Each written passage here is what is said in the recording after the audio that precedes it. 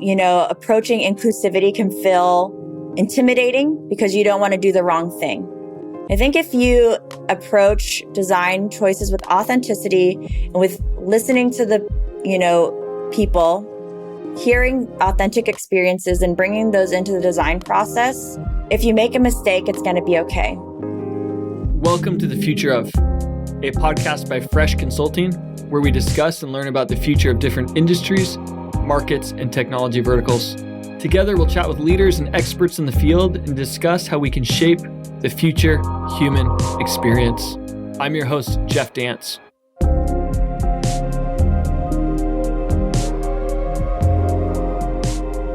In this episode of The Future of, we're joined by Venessa de Lisle and Matt Schoenholz to explore the future of inclusive design. For the first half, we'll hear from Matt, a design leader who has led design teams in creating award-winning products with the likes of Microsoft, HP, and Meta. We'll get to hear his unique perspective on creating adaptive and assistive technology, as well as some of his personal experiences with inclusive design. For the second half, we'll hear from Venessa de Lisle, a senior UX designer here at Fresh Consulting, also a leader and advocate for inclusive design. In our interview, she gives us a valuable breakdown of inclusive design and how we can integrate it into the design process. In both interviews, we talk about why this matters for the future of humanity and technology. Great to have you with us, Matt. Can you tell the listeners a little bit more about your background and yourself? Sure. Thanks for having me on. I started my career fresh out of school, running my own shop with a few friends. We did a lot of emerging web work. And then after that, I got hired on at Frog. And they had a lot of much larger projects, much larger clients than I had been used to. This gave me an opportunity to really dive into some of the details that as a small firm, we weren't able to really look at things like inclusive design, accessible design. After Frog, I had a chance to lead the Xbox design team for the console. And this, again, was an opportunity where accessibility and inclusive design was a huge part of what we did, trying to make those products that touch millions of people way more accessible, way more inclusive, all walks of life. I worked at Microsoft beyond that in the Office 365 team, where I spent a bunch of time with the machine learning and predictive analytics team to try to figure out how to personalize the Office 365 suite to the user. And so, again, this looked at not only just able-bodied individuals, but we looked at a lot of things of how accessible is it from a screen reader perspective, for example. Once I left Microsoft, I ran the studio at Teague for a few years, trying to help them diversify the company away from just airline work. We looked at other transportation. We looked at things like autonomous driving, for example, and then even some of the early work with Blue Origin for some of the space flight and astronaut experiences. I left Teague after a couple of years and took a little bit of a break, spent a few months just relaxing, getting away from tech for a little while. And then I went to Facebook, or Meta now, and helped run the AR design team, where we originally worked on mobile AR, so all the things that you see on Instagram, Snap, and Facebook, any of the face effects on that. And then I was asked to lead the AR glasses product. And AR glasses is really where most of the work that we did, that I did for the system UX team, was focused on accessibility, was focused on ethics, was focused on privacy. So all of these more difficult facets, not just designing the interface, but making sure it's a product that works for, since it's glasses, it's got to work for people that have, limited vision. It's got to work for people that have limited mobility. And if you think about the interaction, it has a lot of different modalities. So from hands to voice to, even something physical. And then I left Facebook or Meta a little over a year ago, and just wanted to do something a little bit less in the world of tech and more something that I was just really passionate about around building adventure vehicles with clients, teaching them along the way. I realized how much I love teaching.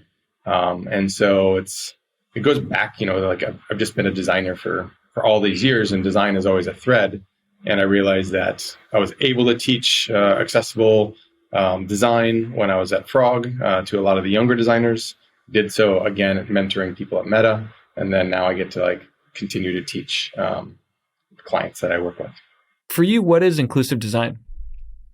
Inclusive design for me is looking beyond just able-bodied users, looking out at the entire market of who can use this product, who can benefit from this product, and how do we design for the users, even if they have limitations. It looks at not just designing for one particular market, but trying to understand how there's a larger market out there that we can create adaptive technologies to really, and assistive technologies to help overcome any impairments, any disabilities that they might have. But inclusive design is really looking at the big mass, and not just individual groups within. Tell us more about why this matters to you personally. Why did you kind of get gravitate to some of these areas as you were working with a variety of world leading companies? I was first exposed to the idea of accessibility and inclusive design when I was at Frog down in Austin. I was invited to join a competition to represent Frog, looking at accessible technologies. And so while I felt really secure as being a designer, this was a new world. And so looking at, like Steve Krug's book, Don't Make Me Think, or any of the emerging thought on accessible design, I dove in and learned a lot about it. And at first it was like, okay, how do we deal with screen readers for blind people or visually impaired individuals? And that's simple things like web markup, just having clean code, at least on the web, or having the same features in built-in software. My son is colorblind, for example. And so this is something that, as he was growing up and I was designing things, he was like, well, why are you using brown? And I was like, I'm using brown, and got to really see how his world was shaped by his visual, condition. And one of the things that from a personal perspective, my hearing's not great. Probably too many punk rock shows when I was growing up, not wearing earplugs or ear protection when I was using tools. But my hearing is not great, and especially in places with loud ambient noise. So I got to work on a really neat technology around adaptive and augmented hearing. And this uses, directional microphones. So where I look is what I can hear. And so in a restaurant, this actually brought some tears to my eye, because I could look across the table and the restaurant was really loud. And normally I try to read lips a little bit, just to give me a little bit more cue of what someone's saying, but I could hear this person perfectly. The ambient noise at the restaurant was just gone. And this was amazing. And so if we think of things like augmented reality, it's not just the visual side that we can change, but it's also giving people superpowers, or giving people, just bringing them back up to normal was huge. And so the ability to do this and to help humanity, going back to what you were saying, I think this can really help humanity in a way where it levels the playing field. It sort of helps alleviate some of the classes of have and have not. And it's something that has been really sort of personal for me, where I've been able to mentor teams and really focus on this from the beginning, and not just look at an accessibility checkbox at the end of oh yeah, did we make it accessible? It's what's the product itself, and how do we make inclusive design core to the future looking endeavor. In addition to the conversation we had with our guest on today's episode, we asked another expert to provide their insights on the future. Hi, I'm Sujatha Isabelle Moraes. I'm a seasoned graphic design professional with over 14 years of industry experience, ranging across graphic design, brand strategy and identity, human-centered design experiences, and visual communication across boutiques as well as corporate design firms. I find it important because your final outcome of whether it's a design solution or whether it's even, the way you communicate with people you deal with on an everyday basis is just a much better output. It truly feels like a very well thought out and holistic solution. I think another thing that inclusive design definitely ensures is people being creative without any barriers, without any sense of hesitation, because there never is a right answer. And when you have multiple people involved, you're always able to get varied perspectives because everyone has their own experiences. And when they are able to bring that to the table to help a design solution, it always adds a lot more value. Ensuring that you have a diverse population also ensures a much more inclusive solution. And from a long-term perspective, especially in a scenario of design, ensuring that you're inclusive about the things that you work on, definitely urge your team or people involved to be more invested in what you're working on, because they constantly are feeling like they are part of the process and they get the sense of feeling like they're genuinely adding value to what they are doing. Can you share some examples of inclusive design, maybe that you've worked with and others that you're aware of, just to kind of make it more concrete for our audience? I mean, I think inclusive design is something as simple as like closed captioning, if you will. It's like a feature that is fairly easy to add into something. Or if you think of the physical world, it's wheelchair ramps, crosswalks. I mean, these are all forms of inclusive design that help get all people, across the street, for example. Could be the audible tone that you hear. Other aspects of inclusive design that I've worked on is some of the augmented hearing mentioned earlier. There's augmented vision that we can look at for like colorblind people. It can shift the colors enough where they actually see properly. Our glasses. There are things that we can do that can help people focus at different times, and these are all aspects of inclusive design. Apple's done a great job building this into all of their products. One of my good friends worked on the accessibility team for iOS, and looking at all of the features that they have, they really looked at this as a core part of the product. And not an edge case. Microsoft has done a great job with this. That if you look at their inclusive tech lab, a good friend of mine that I worked with on Xbox console, Bryce, was the one that pushed the idea of the adaptive controller and really pushed that idea. I think those are amazing examples of inclusive design. How does inclusive design just help us be more intentional?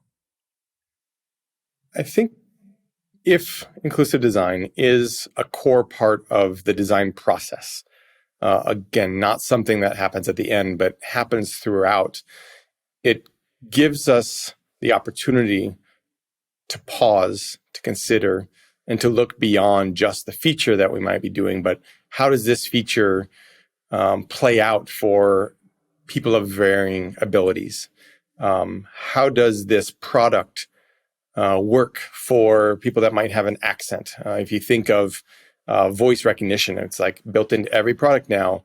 But anyone that has a thick accent, I was out on the river this last week, and my buddy was using his GoPro, and it's pretty neat. You don't have to go up and touch the button. You can say GoPro, start recording. Except he's French, and he has a really thick French accent, and so he switched the language to French, and then all of a sudden, it becomes, it's tuned for that dialect. So that's one thing that I would look at, is that if we design this in the core of the product, we do pause, we do consider more cases, use cases, and capabilities. So I think that it starts there. We've seen a lot of change in the last 15 to 20 years, but if we look at the next 20, the babies of today that are going to be growing up in the next 20, I think it's going to be even faster. But, as we talk to companies, like, not everyone has the resources of a Meta or of a Google, an Apple, et cetera. What would you say to these companies, these product teams, that need to be investing in this? What would be some of your kind of rationale points there? There's one like thing that comes to the top of my mind right away is hiring younger designers, hiring younger engineers that are actually being taught this in school. If I think back to my education, this was not even talked about. This was not a thing. And so some of the fiercest advocates that I've seen in companies are some of the youngest designers that come out of school, come out of like earlier in their career. They're asking questions that others are not asking. And so that's one way to start, where it could happen over time, as companies do grow, as they can bring in even one more designer. We had one person at Meta and another person at Microsoft that I can think of that raised their hand just simply and said, hey, I happen to be a person of color, and the adaptive rendering or additive rendering, from augmented reality doesn't represent people of darker skin tones well, because there's no black. All you're doing is adding light to a field. And she championed this, and it went all the way up to Zuck, and built a small team around it. So that was just one person just asking the question of like, hey, like every time I see myself here, well, actually I can't see myself. What do we do about this? So that's one way. I think there are a lot written right now about inclusive design, about accessibility, that I think the teams that already exist, so you don't have to grow, but I think that you can mandate this, as a core objective in your product, that it needs to be accessible to, these defined groups, because that's part of our market. So that can happen within, and it needs to be championed. I think from the top down. Obviously, the idea of it can go from bottom up and just one person raising their hand, but I think that you need to have leaders in companies that find this important. Given all your experience across different tech companies, what are your thoughts on sort of the technology that can be a game changer for the future? I think the convergence of three different technologies that are emerging right now are poised to make a really big difference in the product design of the future. I think machine learning and artificial intelligence is amazing at pattern recognition. And so the more we start to feed those tools and those algorithms with experiential data. So this could be how people use a product and what can it switch. I think AI combined with augmented reality.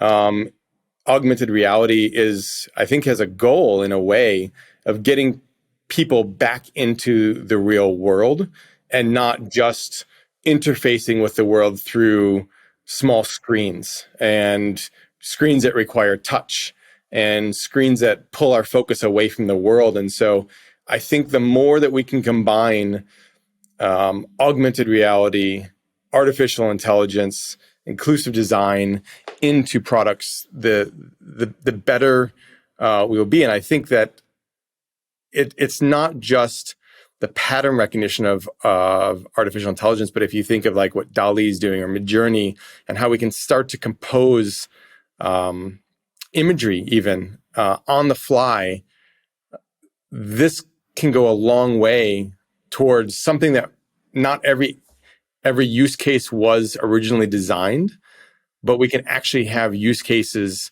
being served on the fly by combining some of these technologies. And so those are the things that make me really hopeful. I also have big concern with that combination because in some way, right now, we can sort of control every experience that can happen in a product in one way or another. Whether we look at that and, whether products today have looked at that, but we design sort of the complete experience. When you start looking at on the fly generated user interface, which I think that we'll get to in the next, 5-10 years, then we don't quite know what that little black box is doing, and what experience someone might be having. And, if you look at the mishaps of artificial intelligence and agents as well, Microsoft had a little bit of an embarrassing moment where they put this agent out and it was quickly trained and end up, regurgitating racist things or slurs or whatever. And so those individuals designing the artificial intelligence have a responsibility as well, just like designers, to look at where biases come from. As we kind of close out our session together, I really appreciate all the advice so far and your insights. You've been at a lot of different companies. You've seen a lot of different things. If you go back to kind of giving yourself some advice when you're kind of just stepping out of school, what would it be? Slow down.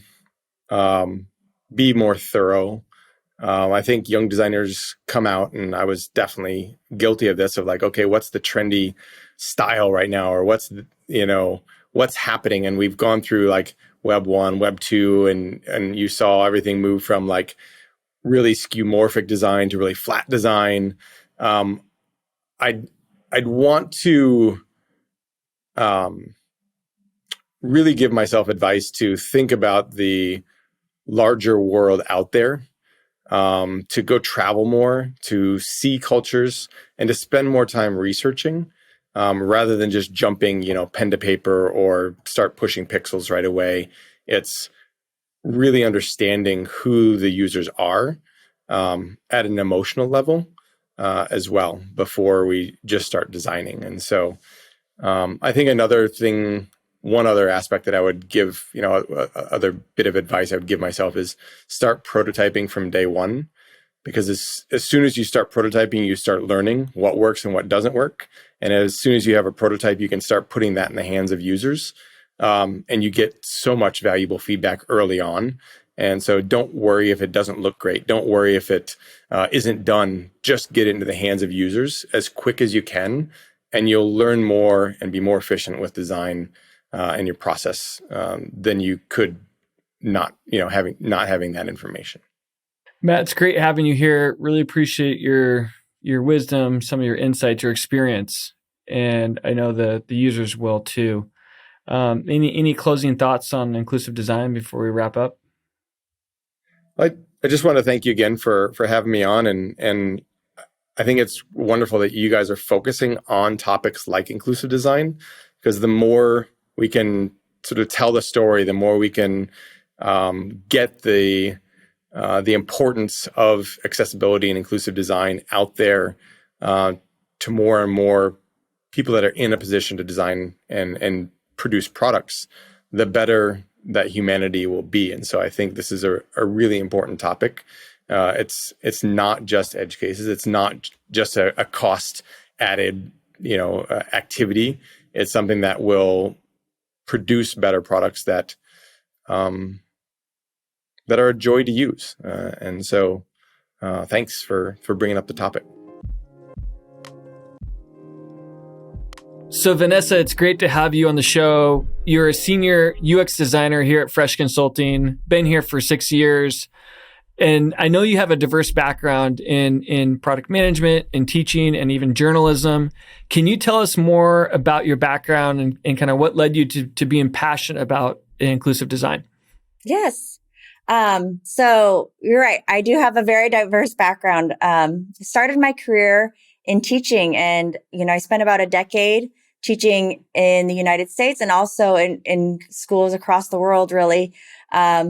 Got to meet a lot of people. I actually started a podcast while I was abroad called Foreigners Media, where I really took the time to meet people who were living the foreigner experience as I was, really learning about different experiences of people of different cultural backgrounds. Always been a passion of mine. So after about a decade of teaching, I realized that design was actually a strong passion of mine, and I wanted to transition into tech. Being from Seattle, having it everywhere, it really felt like a good fit for me. So that's where I met you. I came to Fresh Consulting.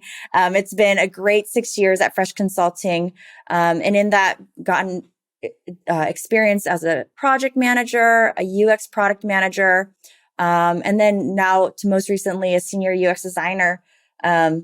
In that time, have had the ability the fortune of working, across dozens of industries and with hundreds of clients and different businesses, and just really recently becoming aware of the practice of inclusive design and how that speaks even more deeply to a true passion of mine, and making sure that the work that we do and the technology we create speaks to and it is accessible to all audiences, not just those who live in the so-called center space.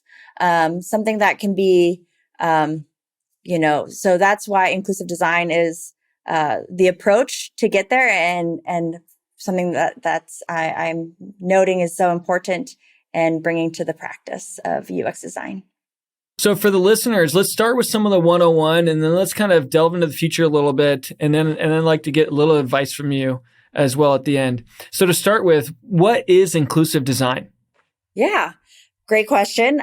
Inclusive design is a design approach that considers the full range of human diversity. So it does not choose a singular centered person that we design for, but instead it requires a designer to think about excluded populations. And when I talk about excluded populations, we may kind of automatically go to able-bodied or disabled or color of skin, but we want to consider the full spectrum. These are things like education and literacy, gender, religion, sexual orientation. So we have to consider all of these items. And when we design products, are there excluded personas who don't have a voice in the direction of our technology? So that's kind of the very high level, and there's so much depth to it from there. Yeah. As we think about the topic today, it's really designing for those that also might be left out. And so how do we intentionally kind of design for everyone?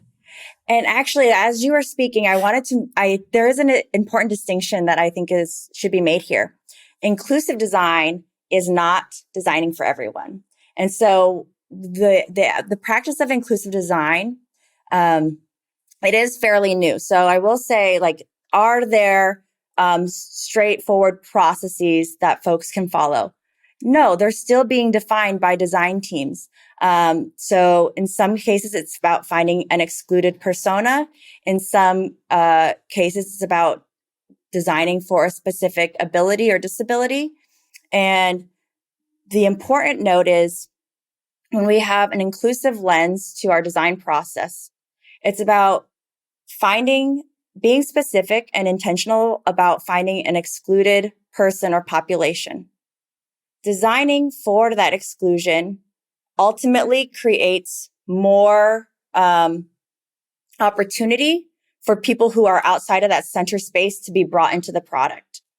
Now, what designing for everyone might look like would be looking at generalizations or finding, trying to find someone of every race that we need to design for, every, disability that we need to design for, and then trying to make one-off solutions, right? And so the idea of inclusive design is finding those specific users, creating solutions that are specific to that need, and then ultimately designing for more people there. And there's a lot of examples that I think can add a little more color and realness to what I'm saying.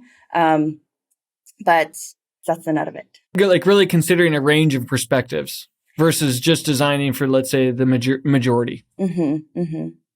One set of questions that really made it come together for me was, when we look at personas, we find like this key main user, and their perspective is important and shouldn't be dismissed. But then there's this set of questions. It's whose voice is missing here?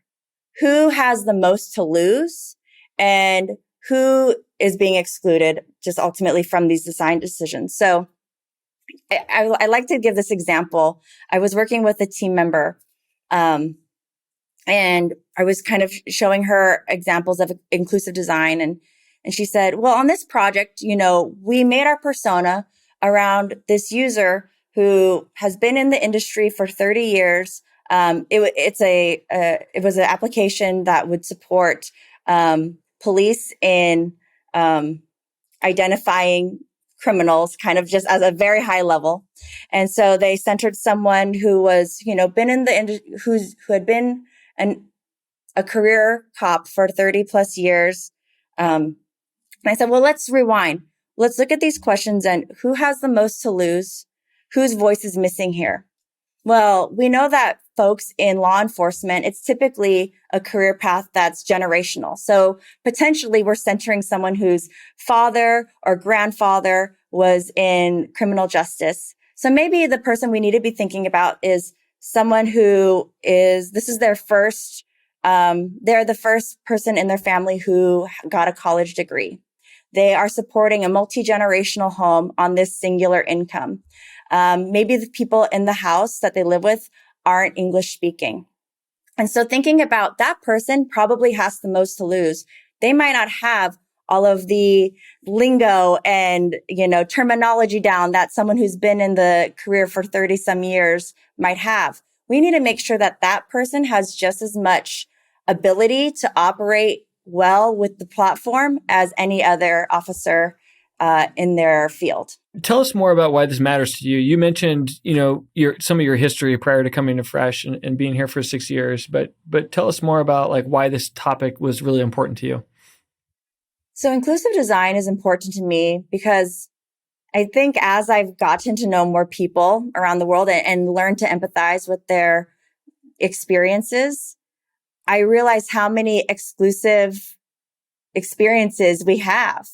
And I mean, there's just so many I can think of just in me and my own inner circle, which I would say we are a very like included, not excluded group of people. If I think about my mother or my grandmother trying to use their phone and having it on 2x, 3x magnification, and they're on a website and they can't see anything because everything's been blown up. And, could we make this experience better for someone? I mean, if we're looking at low vision people, how many more people can we serve a better experience if those low vision experiences were at the center of our design choices?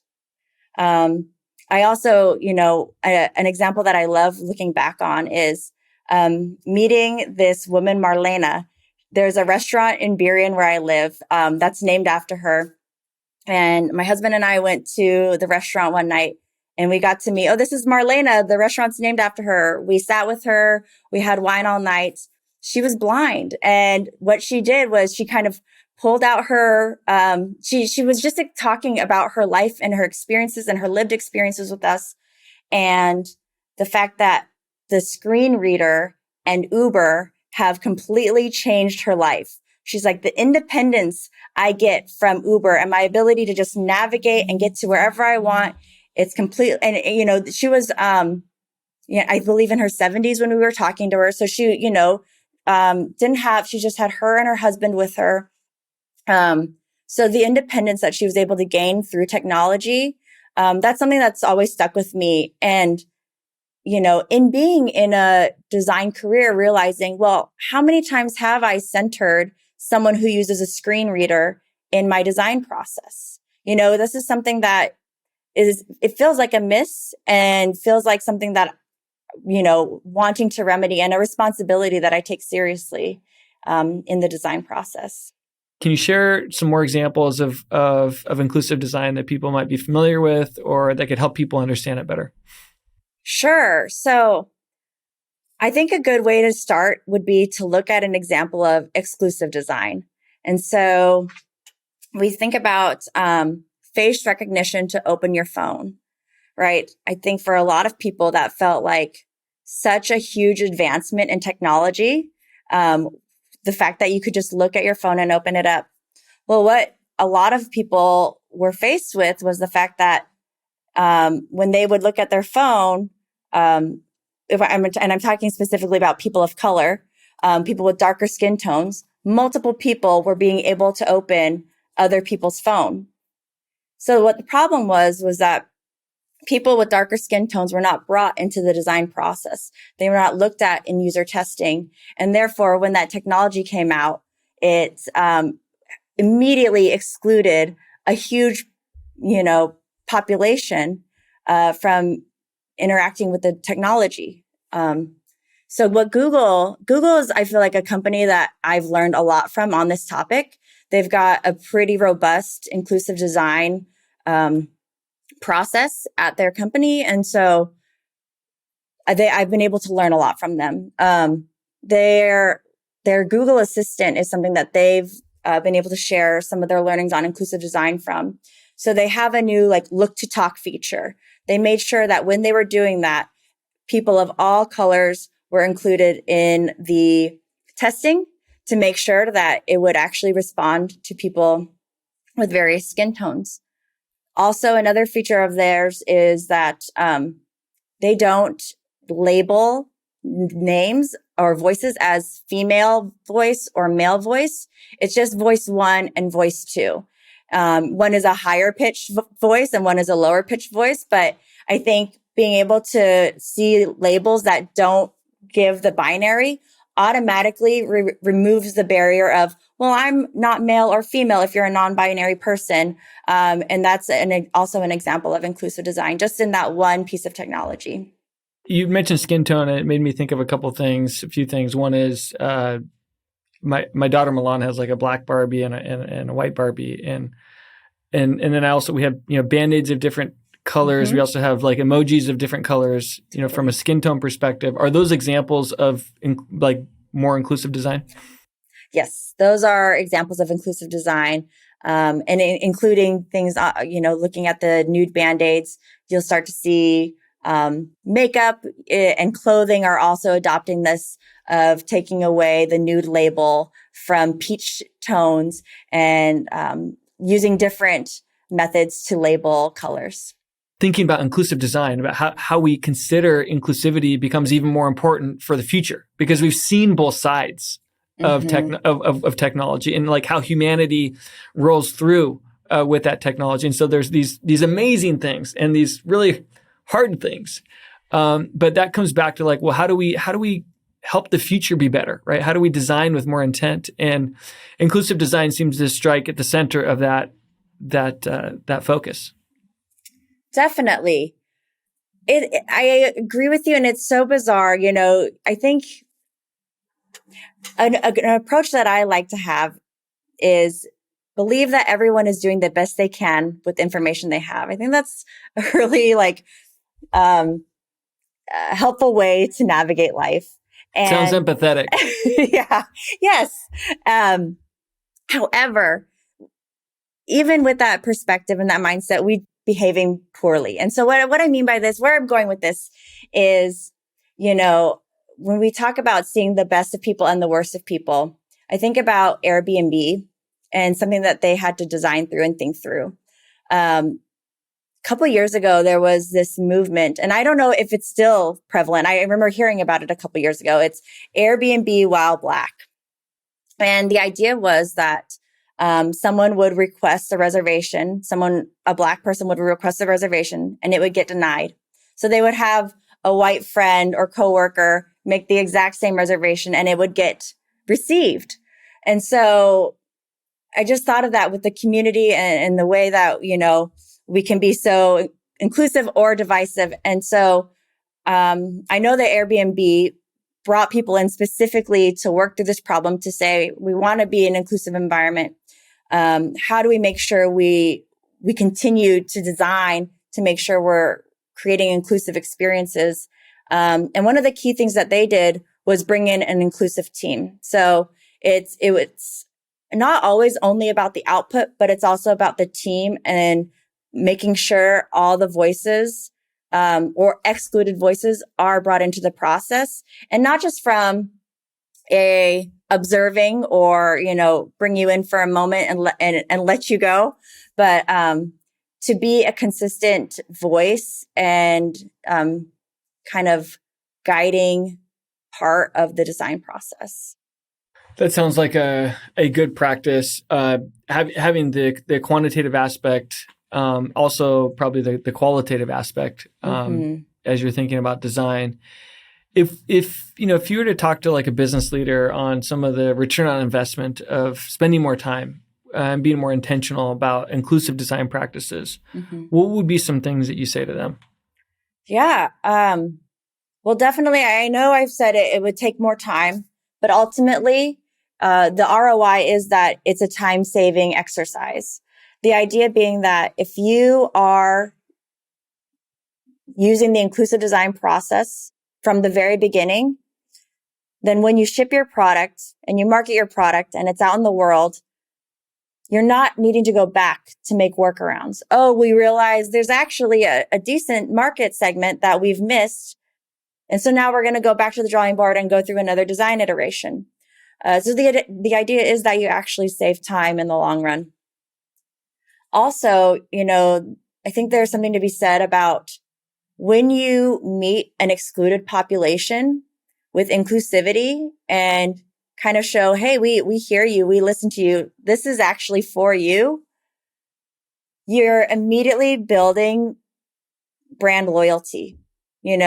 Someone isn't going to feel like they're an afterthought. Someone isn't going to feel like, oh, okay, this is how they all are. This is the expectation. So when you build that brand loyalty from the beginning. I think inclusive design, like I mentioned, also ensures long-term and sustainable consumers, which means that you truly have access to a much more authentic consumer base.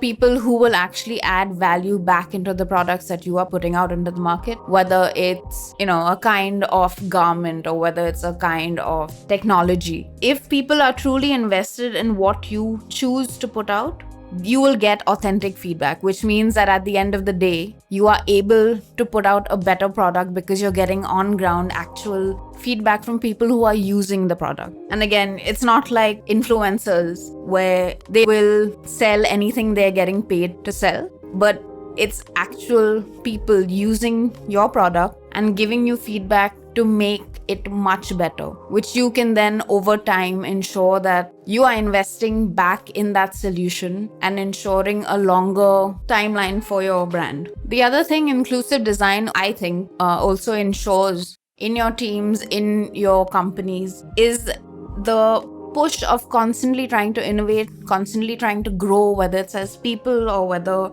it's add-on to the product, and constantly learning. As a team setup, I think there is a point when innovation kind of lags, and that usually happens when there are very set situations for teams to function in versus situations where they can constantly ask questions, constantly try and make things better, try and understand little nuances that possibly you as a larger company may not have thought of. And eventually that actually leads to a much better product. So I think that little push of curiosity is there, and that ensures that you're constantly doing things better.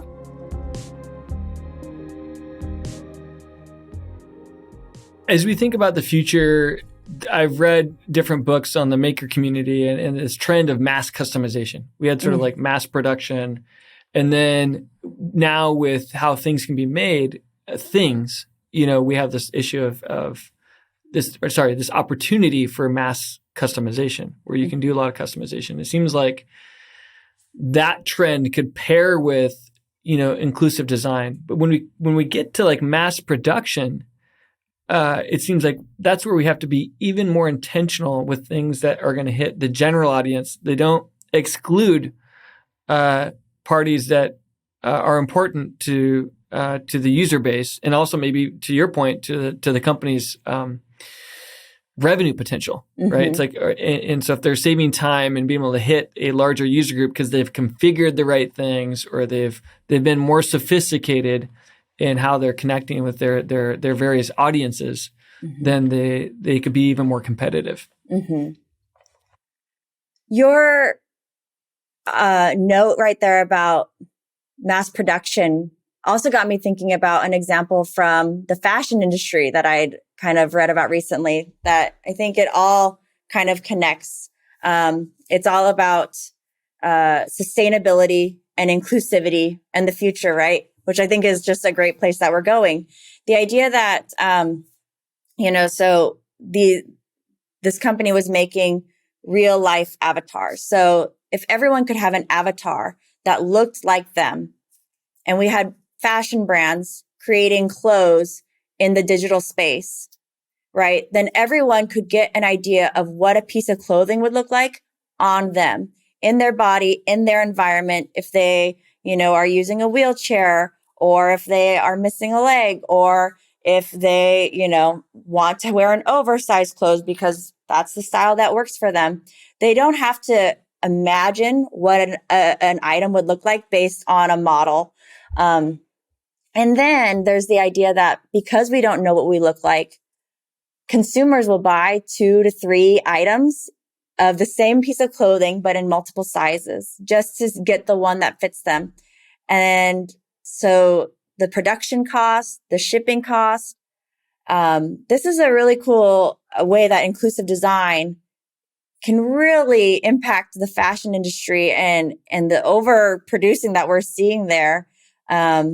So sustainability implications, and it's an exciting thing to think about. As long as and the technology is becoming more and more accessible. So it's interesting to think about where that will be, where the future of inclusive design will impact there. Thanks for that example. That is really exciting to think about. Having my own avatar. Yeah.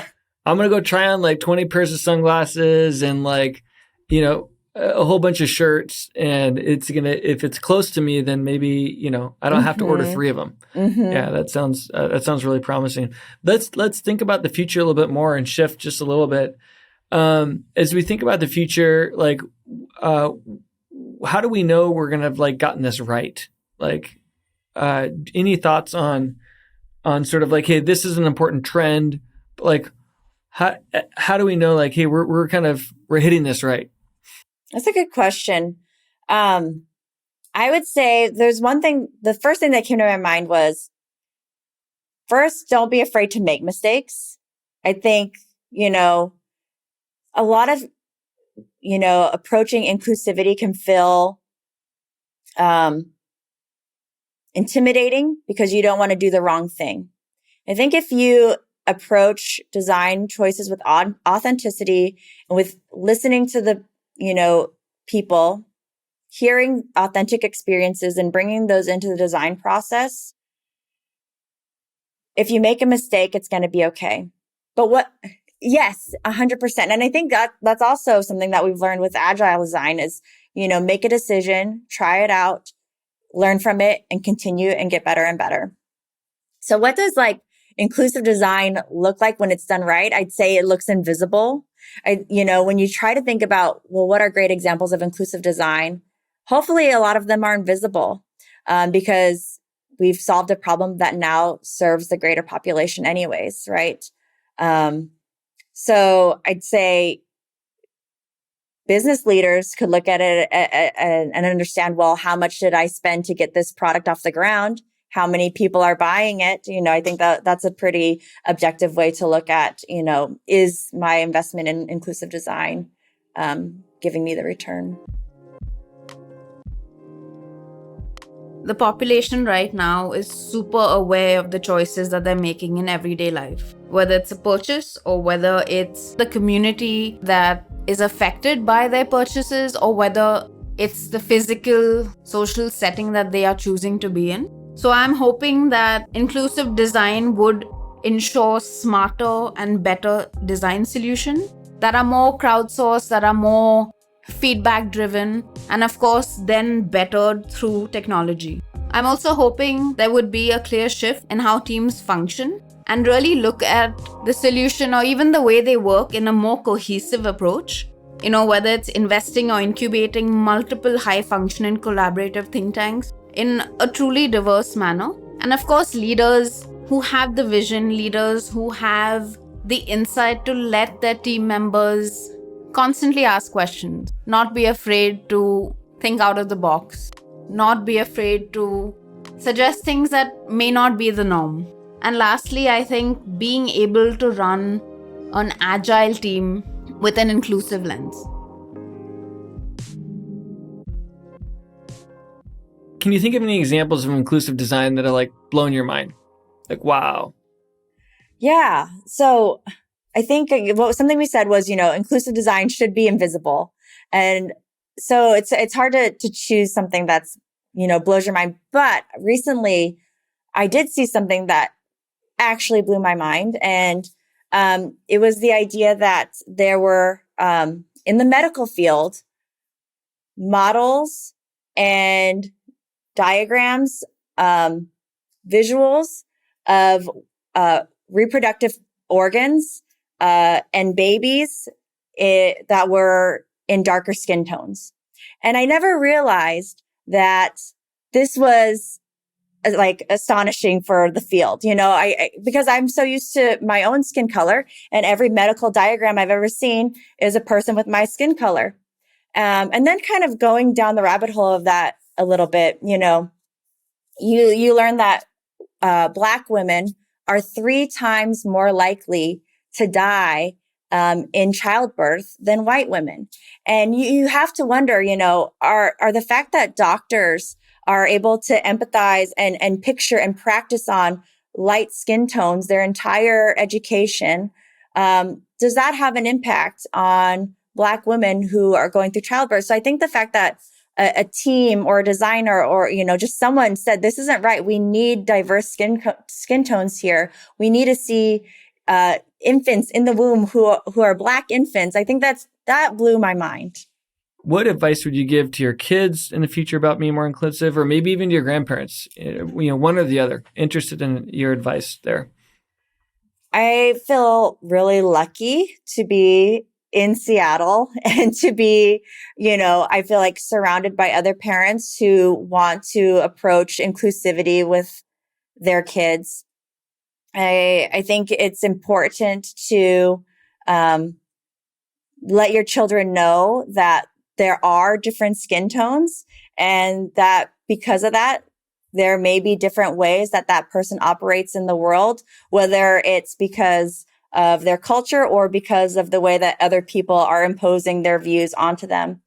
When I was raised, I had a lot of friends of different colors, but my 2 best friends were half Black and half white.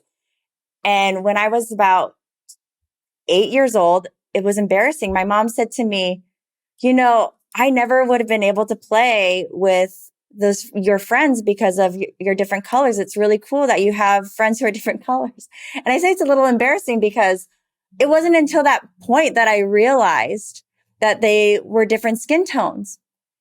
And I think that I don't want to raise my kids that way. I want them to be aware that, people have different experiences because of their skin color, like I said, whether or not it's culturally or because of the way people impose it on them. So I think awareness of the world around you, empathy for people, and always just teaching my kids to ask questions and not to judge right away, I think is a huge one for us. We don't say weird. We don't say ew. We say, oh, that is different. And then if you have questions, you can ask me or we can ask other people together.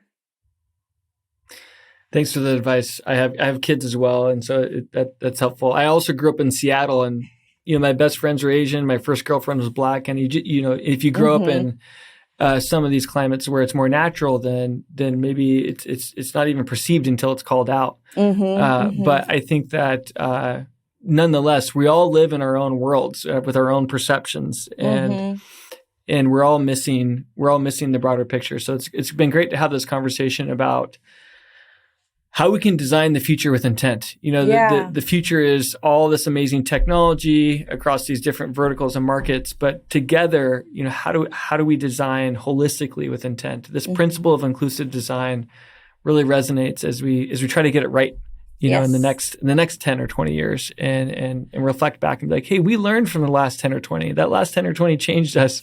We became more divisive, but we learned from that and we went forward with more intent. Yeah, absolutely. It's the intention that's important. And authenticity, bringing people in and hearing real experiences and solving for those problems.